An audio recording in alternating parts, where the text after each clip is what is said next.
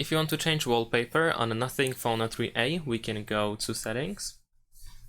Now, over here we need to go to Customization, and then here at the bottom you should be able to find some wallpapers that we can immediately apply.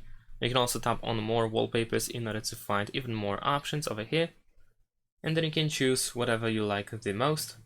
So let's say I'm gonna choose maybe this one over here.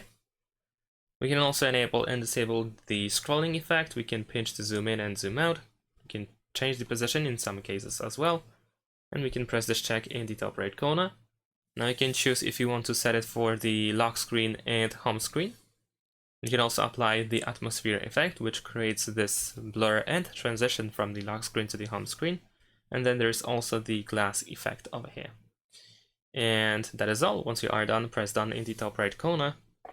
And that's it. Thanks for watching, leave a like and subscribe to my channel, and see you in my next videos. Bye!